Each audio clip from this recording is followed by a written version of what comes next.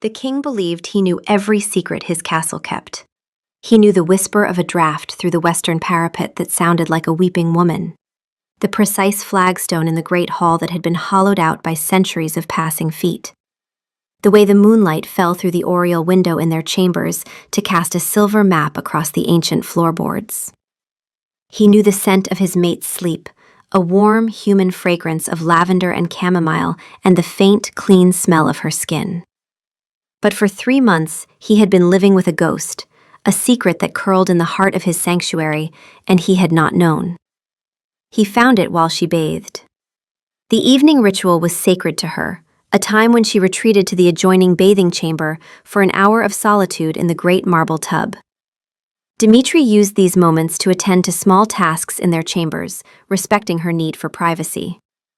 Tonight, he was returning a book to the shelf when his preternatural hearing caught it, the soft sound of paper sliding against wood from inside the bookcase.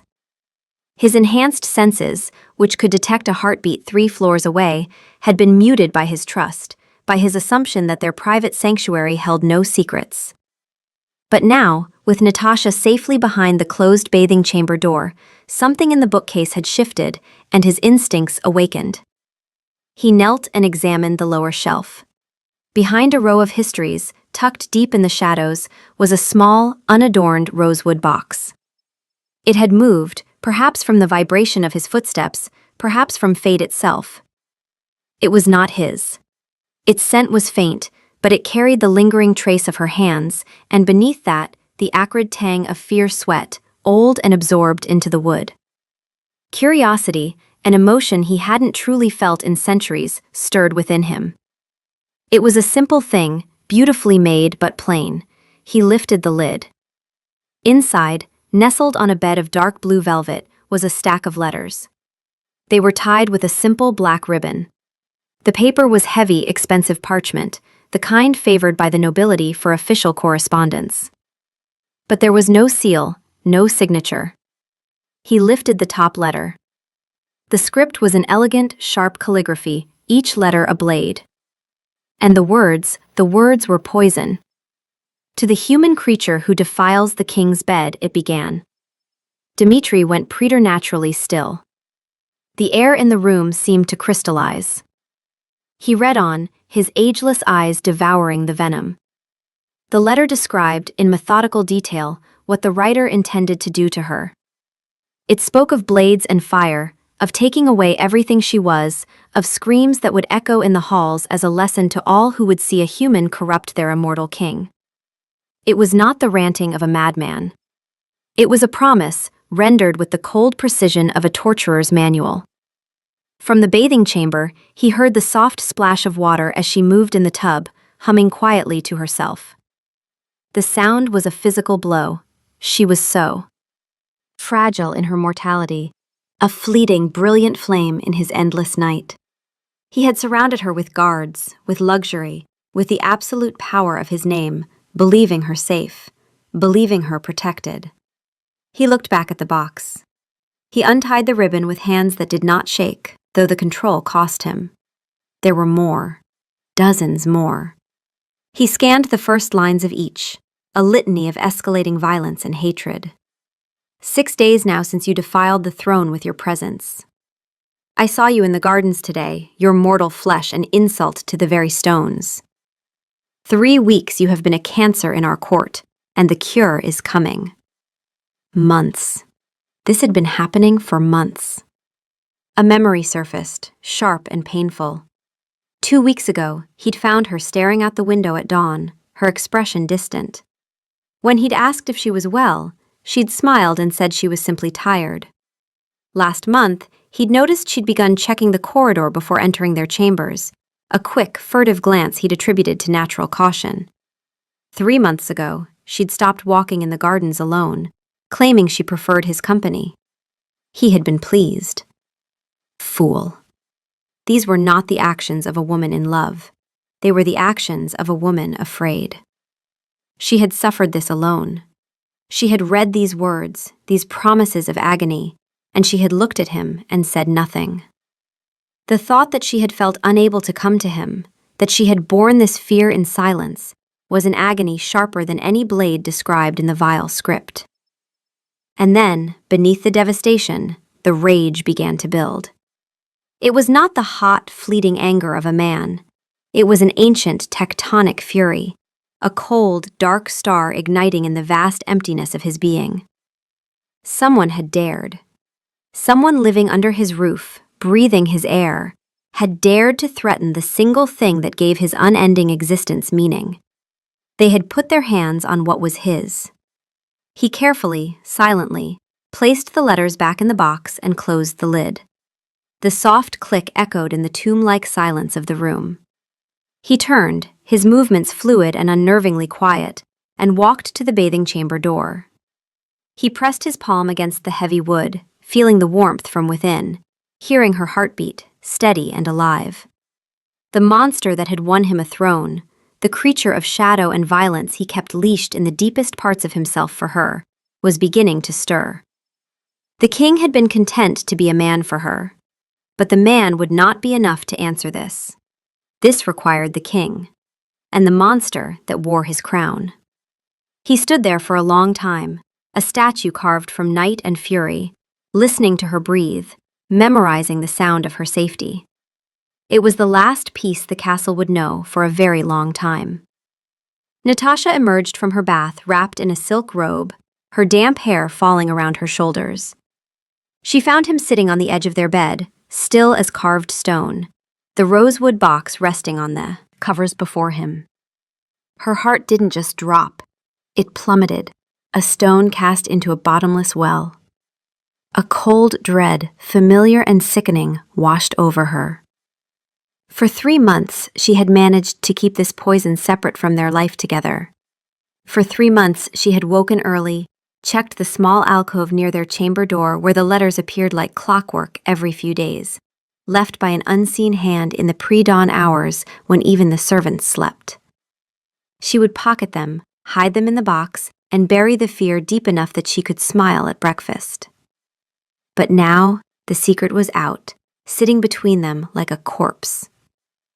"Dmitri," she whispered, her voice a dry rasp. The single word was an admission, a plea, a surrender. He moved toward her, his grace more predatory than she had ever seen it. He did not look angry.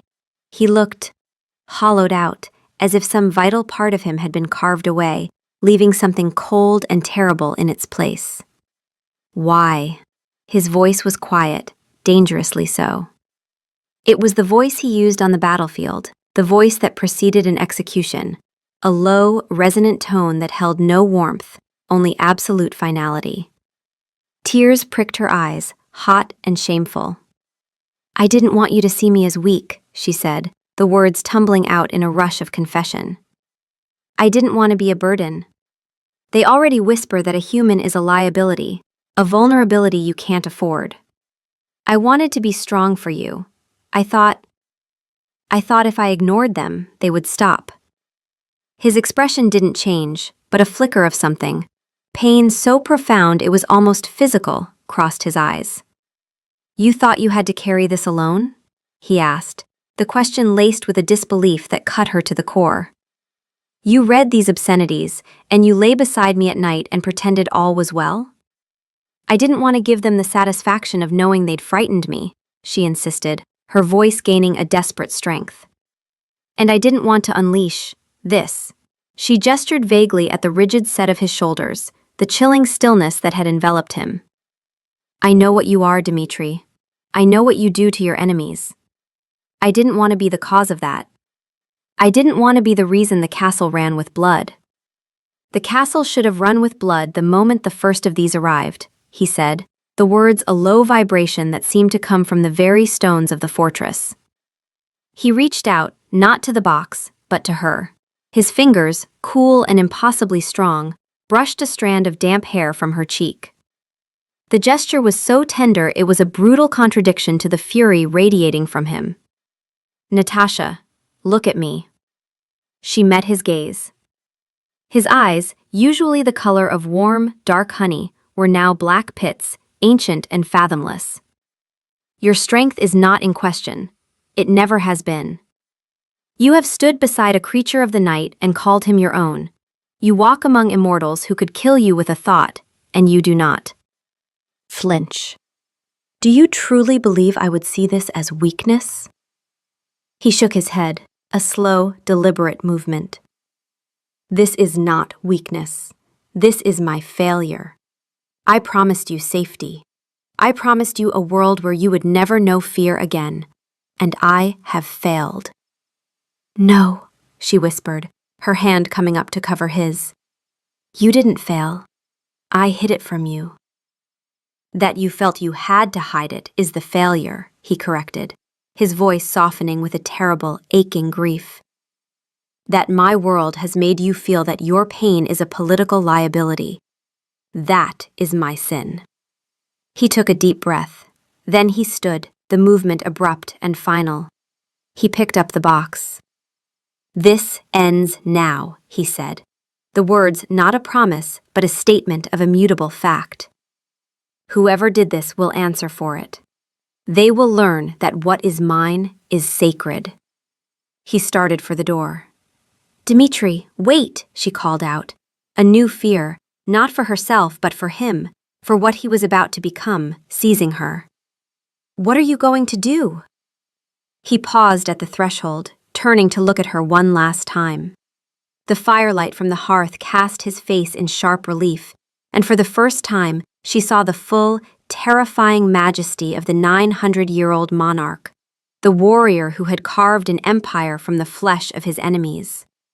The man she loved was gone, and in his place stood the king. I am going to remind my court, he said, his voice a sliver of ice, why they call me the Impaler's son. And I am going to teach them that what is mine is sacred. He turned and walked out, the heavy oak door closing behind him with a sound like a tomb being sealed. Natasha was left alone in the sudden, oppressive silence, the ghost of his fury still hanging in the air like the scent of ozone after a lightning strike. The moment the chamber door closed behind Dmitri, the atmosphere of the entire citadel shifted. It grew colder, heavier. The ancient magic that permeated the stones, usually a dormant, slumbering presence, awoke with a low, predatory hum. Servants pressing themselves flat against the corridor walls felt it as a prickling on their skin, a sudden, primal urge to flee. Guards standing at attention found their hands tightening on their pikes, their immortal hearts giving a sudden, jarring thud in their chests. The king was awake. Not the consort, not the ruler, but the conqueror. Dmitri moved through the halls like a storm front rolling in. His shadow seemed darker, his footsteps utterly silent on the stone. He did not go to the throne room or the council chamber. He descended, taking a winding stone staircase down into the belly of the castle, to the command center of his intelligence network. The Iron Rookery, they called it, for the black-clad, silent agents who served as his eyes and ears. He swept into the chamber without ceremony. Kalen, his spy master for the last 4 centuries, looked up from a coded dispatch. When he saw Dmitri's expression, a flicker of genuine alarm crossed his features. He rose too, his feet in a single fluid motion. My king, Kalen said, his voice a low whisper. Dmitri said nothing. He walked to the central table and placed the rosewood box upon it.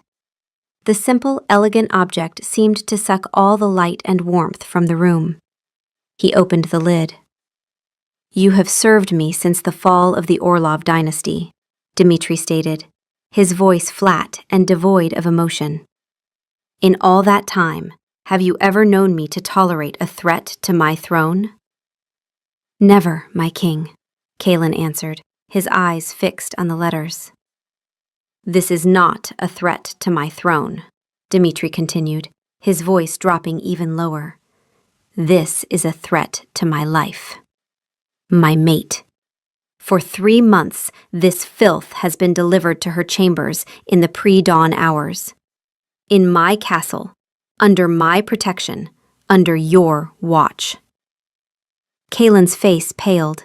He stepped forward and, with infinite care, used a small pair of silver tongs to lift the top letter. He read the first few lines, his expression hardening to cold fury. "Unacceptable," he breathed. "A catastrophic failure on my part." "Indeed," Dmitri said.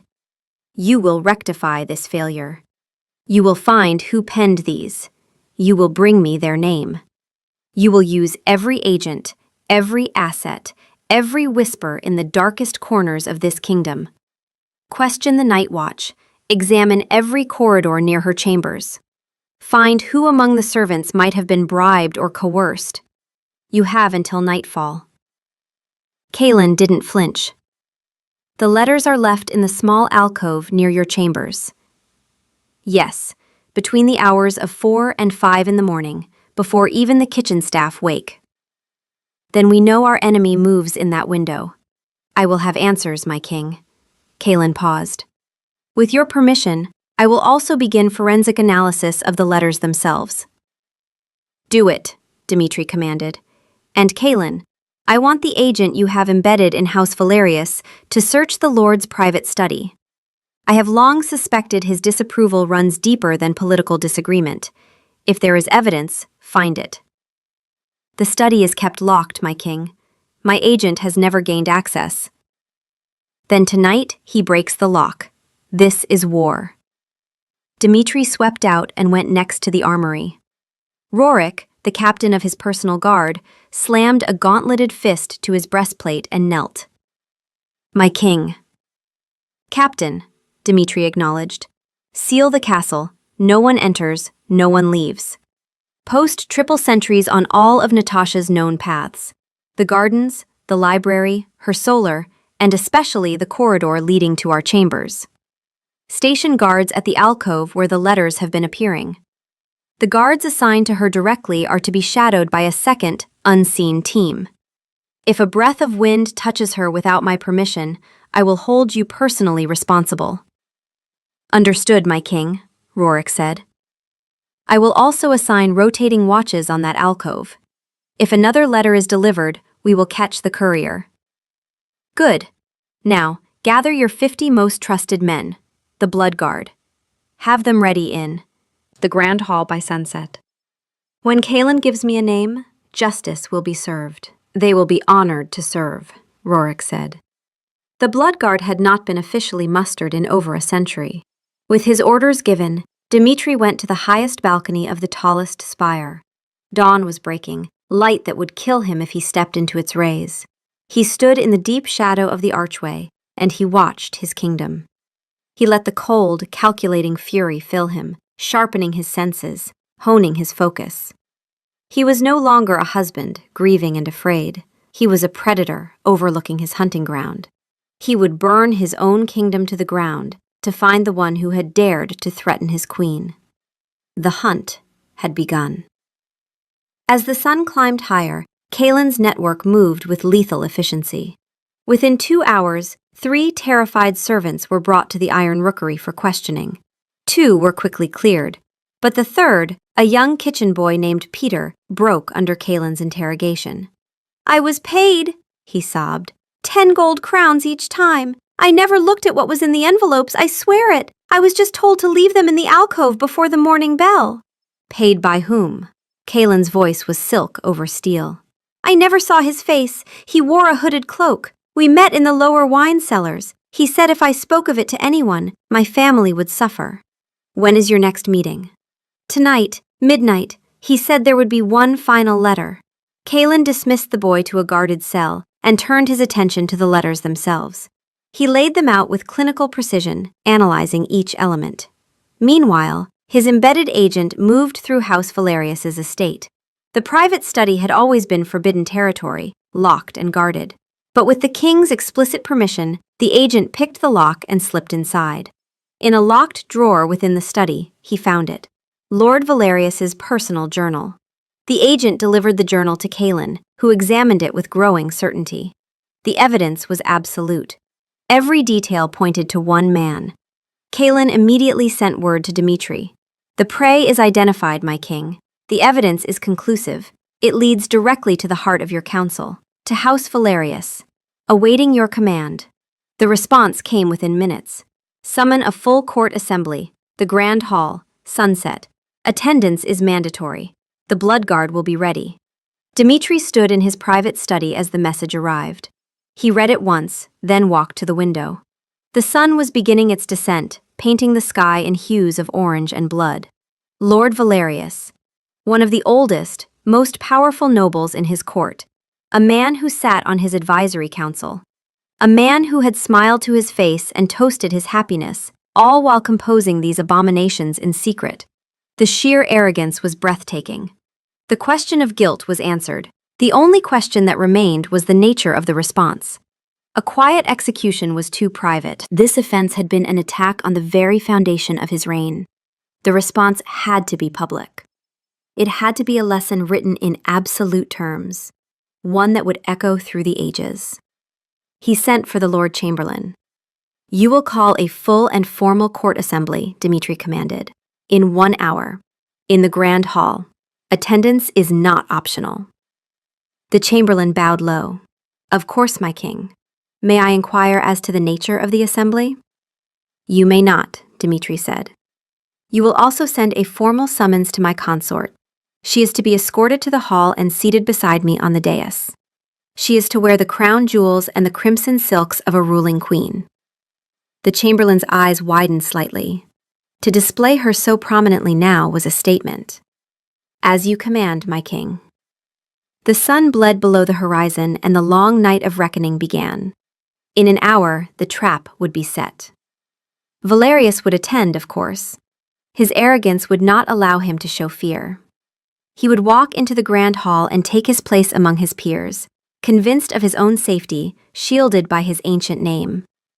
Dmitri felt a cold smile touch his lips. They had all forgotten what it meant to rule. They had grown comfortable in the peace he had maintained for centuries. They saw the diplomat, the scholar on the throne. They had forgotten the warrior who had put him there. Tonight he would remind them. He would show them all that she was not his vulnerability. She was his strength, his heart, and the reason his justice would be absolute.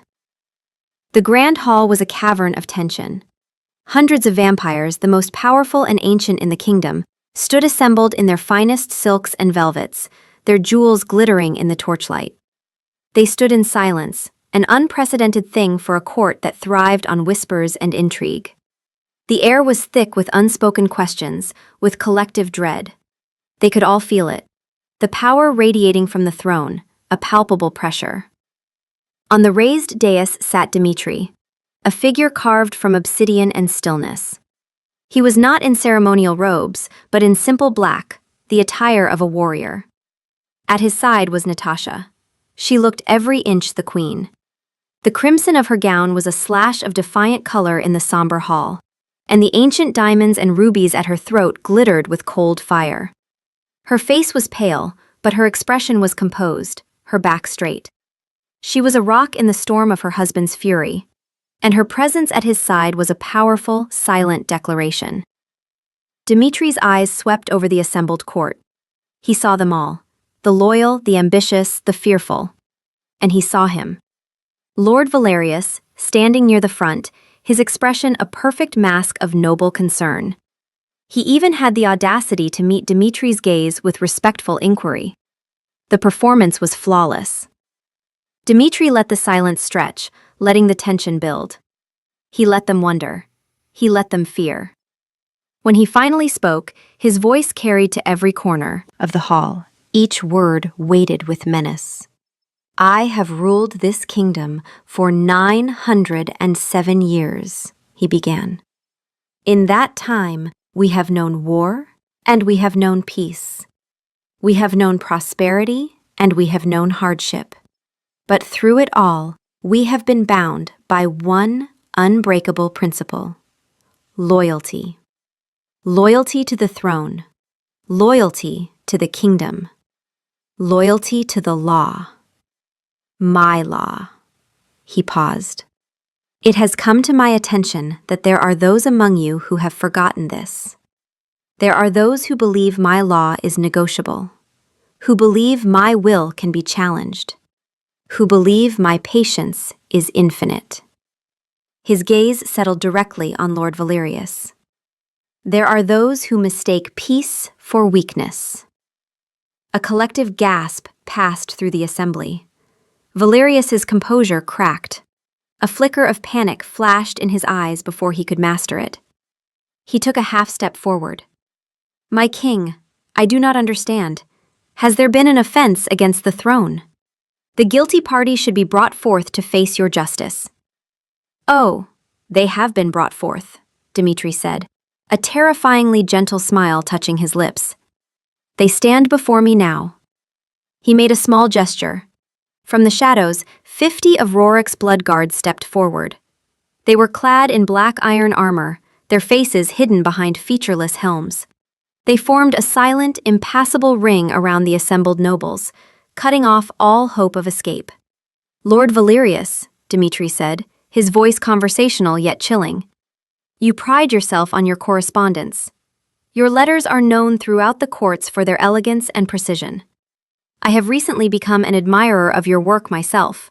From within his tunic, he produced a single sheet of parchment.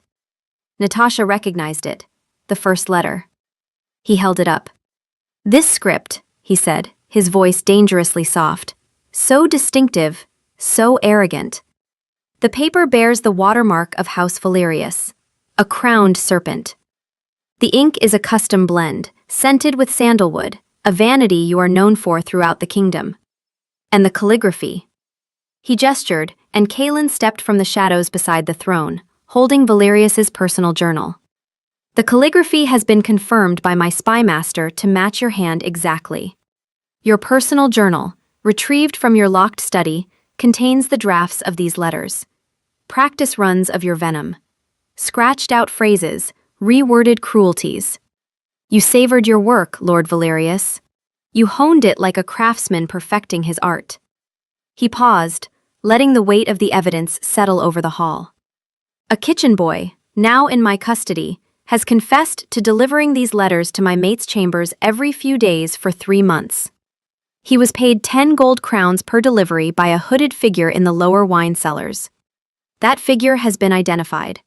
The evidence is irrefutable. There is no forgery here, Valerius. There is only your guilt, laid bare before your peers."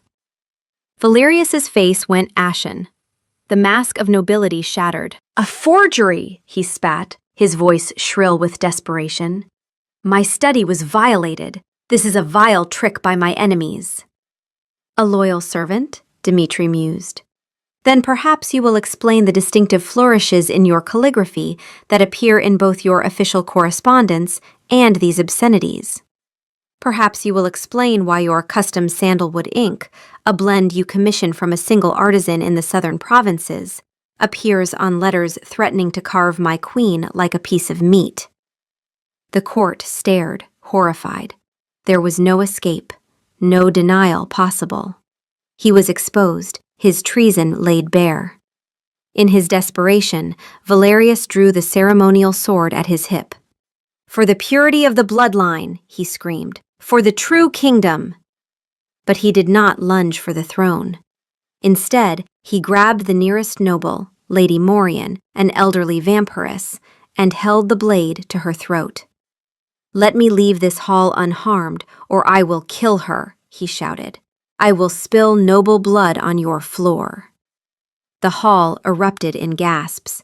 Lady Morian's eyes were wide with terror. Dmitri stood slowly from his throne, his movements deliberate. His expression did not change. "You threaten one of my nobles," Dmitri said, his voice cutting through the chaos.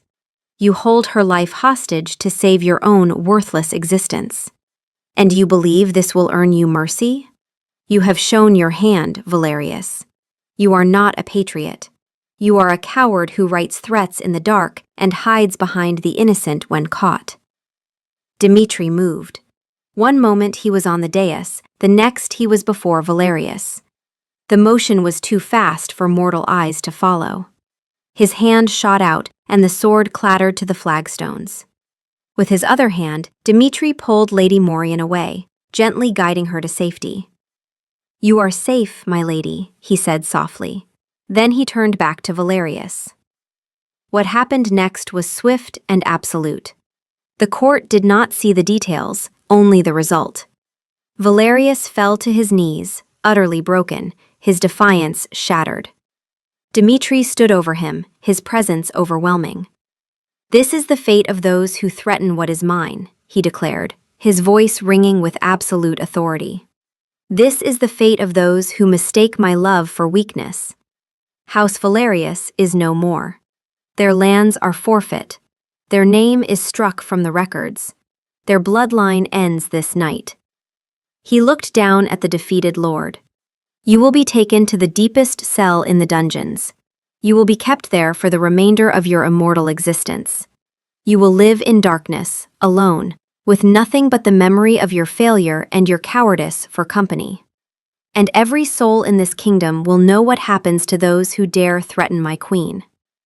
He turned his back and walked to the dais. He did not look at the horrified faces of his court. He looked only at Natasha.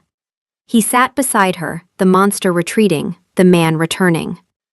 He reached out and took her hand, his touch gentle despite the violence that had just transpired. The message was delivered, and in the dead silence of the grand hall, a new legend was born. Of a terrifying protector whose love was the most dangerous shield the world had ever known. Natasha looked at the stunned court, then at the man beside her. And for the first time in months, she felt completely, utterly safe. The silence that followed was heavier than stone. The assembled court stood frozen, their composure shattered. They had witnessed not merely justice, but an unmaking. Rorik and the Bloodguard moved with grim efficiency, removing the broken lord from the hall. No one moved. No one spoke. They simply watched, their eyes wide with fresh understanding of their sovereign. The message was clear.